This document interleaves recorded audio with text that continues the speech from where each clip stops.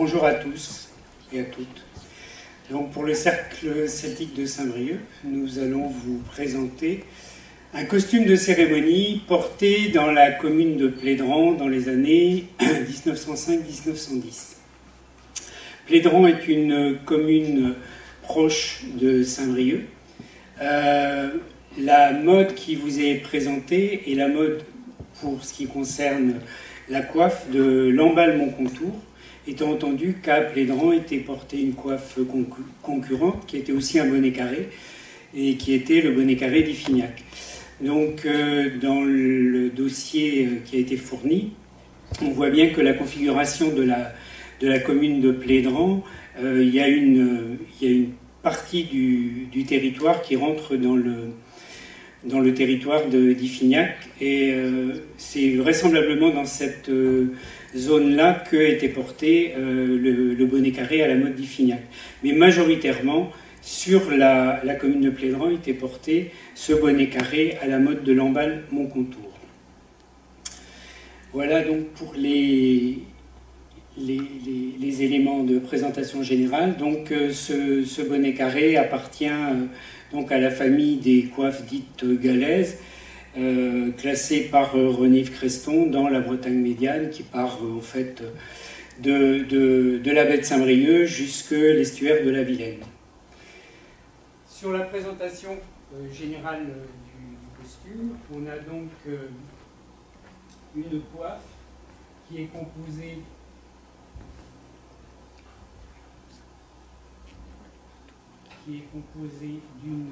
d'un bonnet carré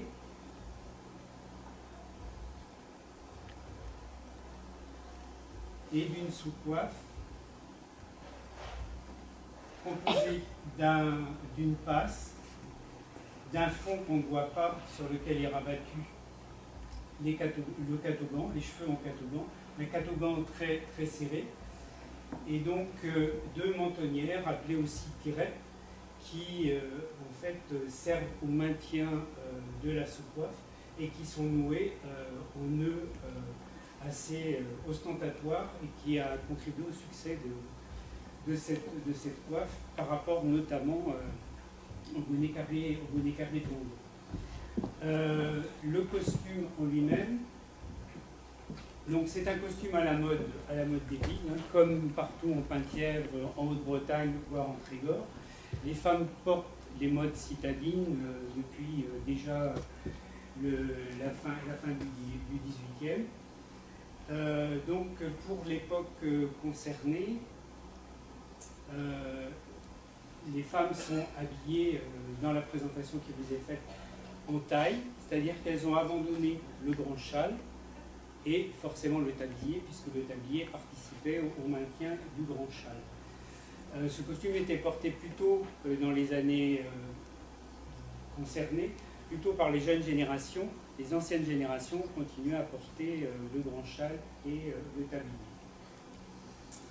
Donc cet habit est composé d'un chemisier ou corsage et d'une jupe. Donc la silhouette est la silhouette de cette époque.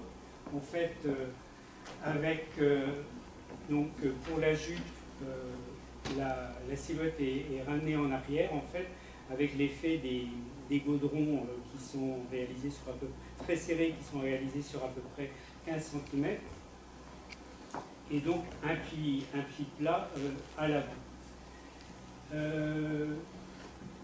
On a utilisé nos sources relativement à la réalisation de ce costume sont à la fois un don d'une coiffe de Montcontour, notre souhait d'élargir le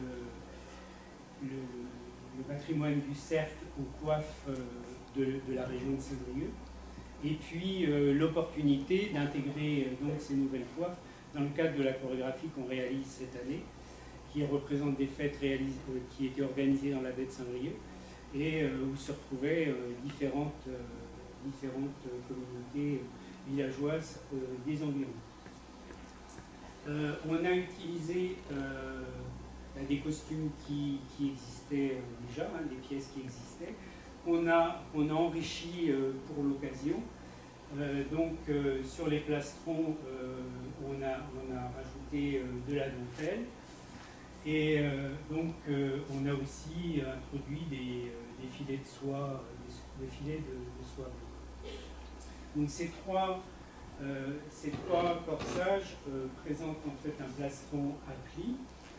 Celui-ci a une configuration un peu particulière, puisqu'en fait il est fixé avec un rabat sur l'épaule, et il comprend deux parties, comme la présentation en fait d'un châle avec d'un petit châle avec un rabat sur le devant.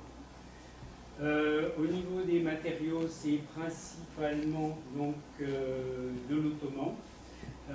Les plastrons, eux, sont en satin. L'ouverture des corsages est centrale,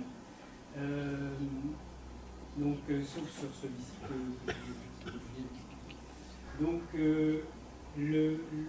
L'assage se fait par des boutons pression ou des agrafes, et les boutons, eux, n'ont un rôle décoratif. Au niveau des bijoux, les broches et puis les sautoirs. Concernant le costume, toujours, la guimpe apparaît uniquement au niveau du cou, compte tenu de la hauteur du col, et donc apparaît la dentelle qui est repliée sur le col. Les manchettes, avec de la dentelle, on voit que la partie qui dépasse des manches. Donc voilà pour la présentation générale. Les coiffes, elles, ont été réalisées sur la base du modèle dont on avait eu communication. Cette coiffe des années 1905-1910. Et on a souhaité effectivement pouvoir la réaliser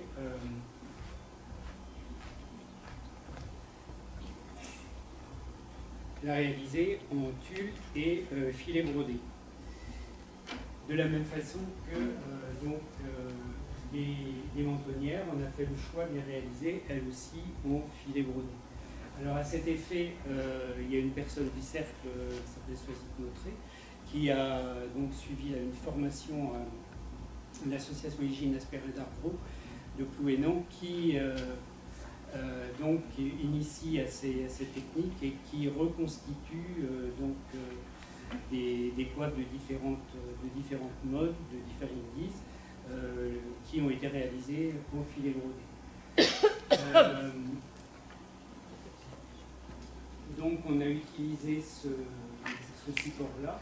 Par ailleurs, on a eu, pour le choix des matériaux, recours à la consultation de la collection de Frédéric Raffray, qui est un collectionneur d'Ifignac, qui dispose d'une très grande collection de coiffes en général, et particulièrement de la mode de l'emballement couture.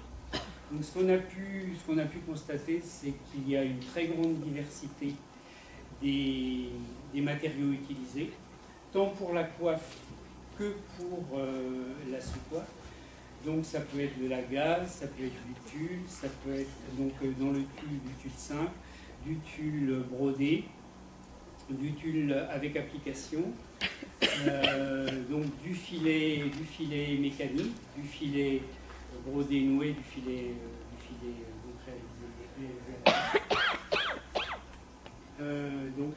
Voilà pour la présentation générale. Alors les coiffes ont été réalisées par l'atelier couture du cercle, de la même façon que l'enrichissement que j'évoquais tout à l'heure des devantiers, des parties avant des chemises. Je pense avoir particulier. Je vous propose de passer à la présentation de l'amidonnage des coiffes, de cette coiffe.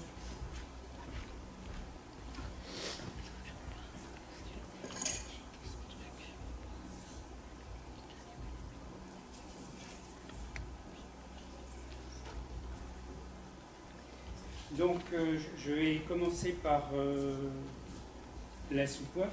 Donc, comme j'avais expliqué, hein, elle a un fond en coton.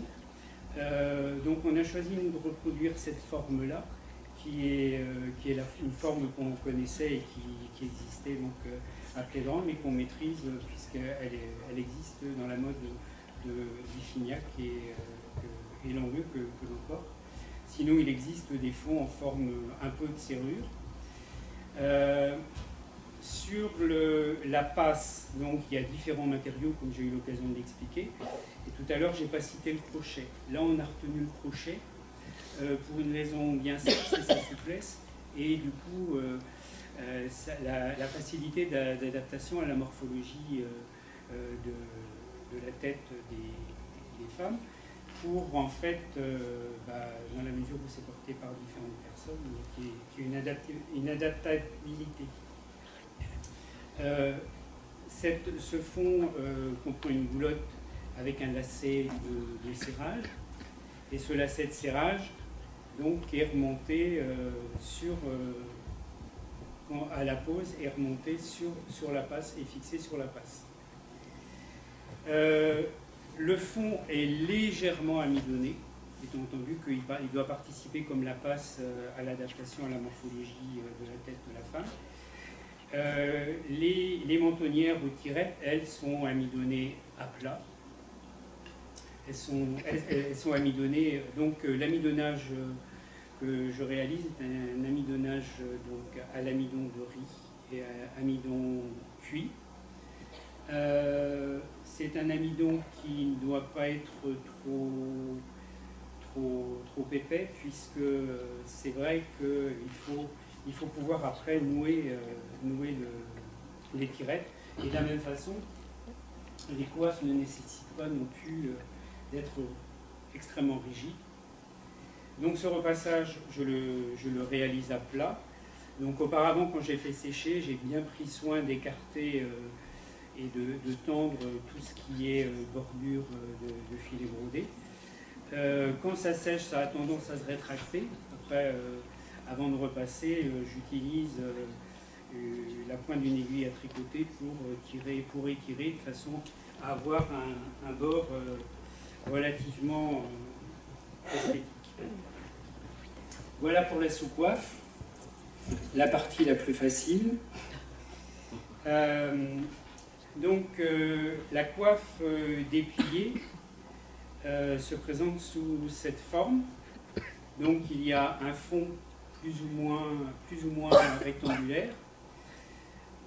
À la base de ce fond, il y a une goulotte qui héberge des lacets de serrage. La passe et les ailes sont solidaires. Donc, la passe et les ailes sont bordées chacune de dentelle, pas sur la totalité de l'avant, puisque en fait l'ensemble est rebrassé de cette façon. Donc, quand je repasse, je commence par repasser le fond pour déjà commencer à donner une forme. Ensuite, je repasse donc les côtés en étant relativement vigilant pour que les deux côtés de la goulotte n'adhèrent pas. Je repasse aussi donc, les lacets de serrage. Donc là, j'en ai laissé un déployé. Et donc, je passe ensuite à la grande partie, repassage à plat donc, de l'ensemble solidaire, passe et aile. Une fois que j'ai fait ce repassage, donc, je réalise un pliage de façon à pouvoir donc, faire revenir une partie des ailes à la limite donc, de la bordure de dentelle, et de façon à ici donc avoir la dentelle en front. Ensuite, je réutilise un peu d'amidon pour humecter l'ensemble et le coller, puisque les deux parties là doivent adhérer. Pour les lacets de serrage, donc c'est la partie un peu compliquée, parce que comme je vous expliquais, la goulotte, souvent elle adhère. Donc il y a différents systèmes, hein. Il y en a qui utilisent des tubes incurvés qu'ils introduisent. Après, c'est à mon avis un peu compliqué parce que ça adhère au tube incurvé. Donc moi j'introduis la tête d'une épingle à tricoter de façon à y aller tout doucement et de ménager le tube qui, une fois amidonné, est fragile. Ensuite j'introduis, donc comme vous voyez, le lacet de serrage est fixé dans ce sens-là, et j'introduis donc avec une épingle à nourrice le lacet de serrage de façon à le faire ressortir donc de l'autre côté. Et donc, une fois les lacets introduits de chaque côté, le tirer donc permet de accentuer la formation du fou. Chacun des lacets est ensuite placé latéralement sur la base extérieure de la goulotte avec une petite épingle. Les deux sont joints ici, noués en nœud papillon, relativement en bas, puisque ensuite je rebrasse les deux ailes. Je vais les joindre de cette façon sur à peu près 5-6 cm. Donc je mets une épingle ou deux, voilà, de cette façon. Donc le nœud que je n'ai pas réalisé, hein, mais il se trouve lui à la base, là. Et puis donc voilà la coiffe quasiment faite. La phase finale consiste à la casser. Donc on joint les deux pliures des ailes, de façon à avoir une cassure centrale, ce qui donne cet effet de...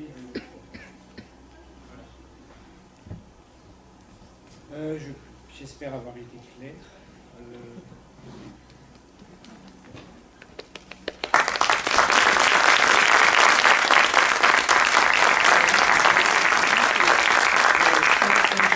Quand j'applique l'amidon, donc dans l'amidon cuit, je rajoute une pointe de couteau d'azurant.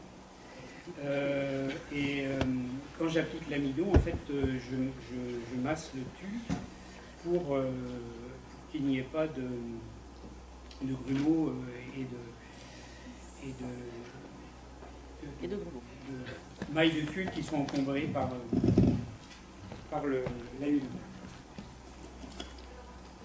Merci du coup pour la présentation. Donc on a bien compris que c'était vous qui faisiez l'amidonnage des coiffes. Et alors moi j'y participe, en fait je suis novice, c'était la première fois, c'est la deuxième année qu'on le porte, et donc c'est la première année où je réalise l'amidonnage de ces coiffes-là. Et du coup vos connaissances viennent de... Alors mes connaissances viennent de Dil Rabet qui est somnifère outrage et une très ancienne du cercle, donc qui a eu une communication de technique. C'est vrai que moi j'ai jamais rencontré de repasseuse de coiffe de cette zone-là.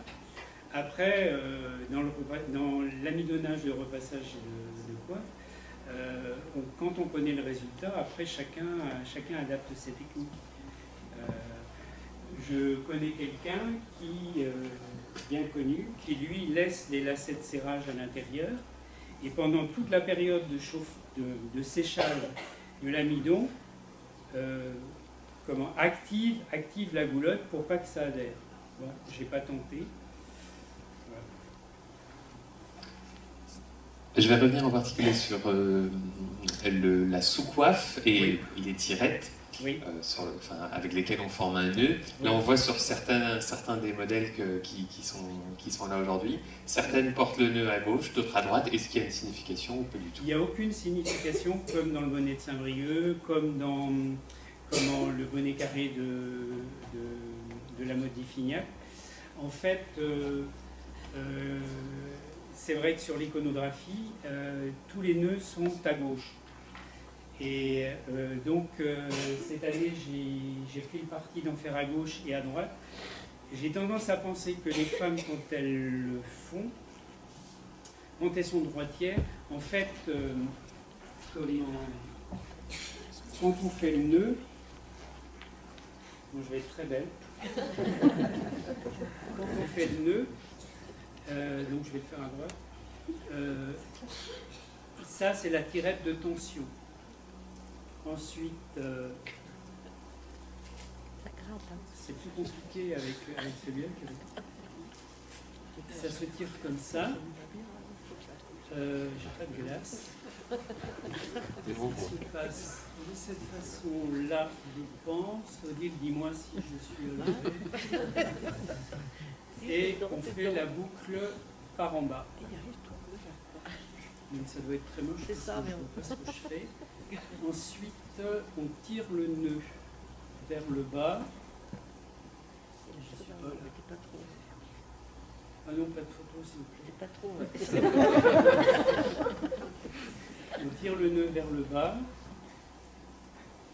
Et donc, en fait, on maintient toujours la tirette du haut et on doit les aligner. Je pense que les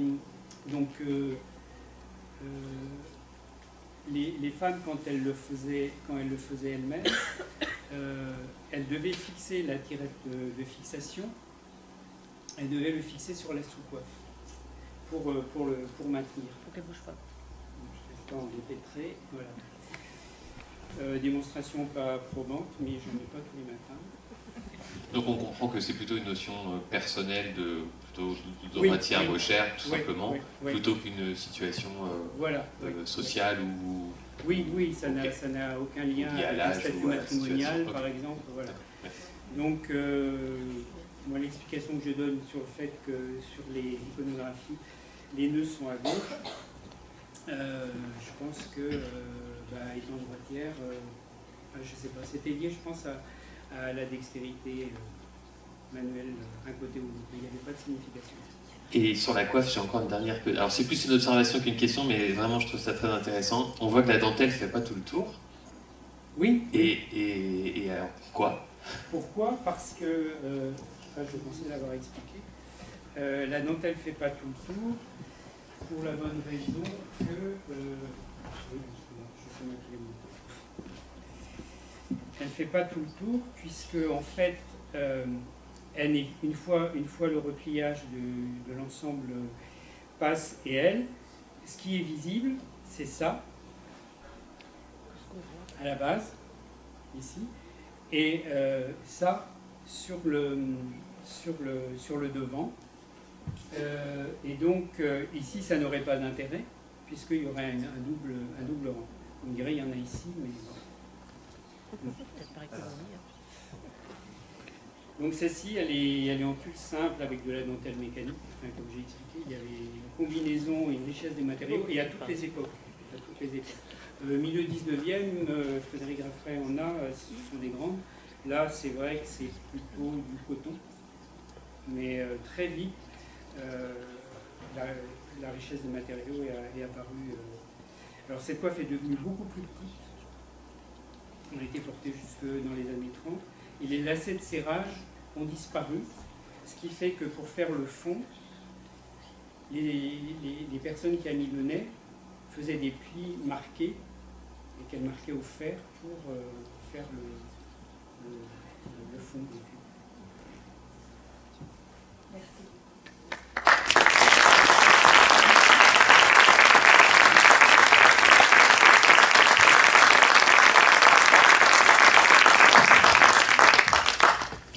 Voilà. Merci beaucoup au Cercle de Saint-Brieuc qui passera à 14h05 sur la scène de l'Hermione pour leur création Jour de fête sur les grèves.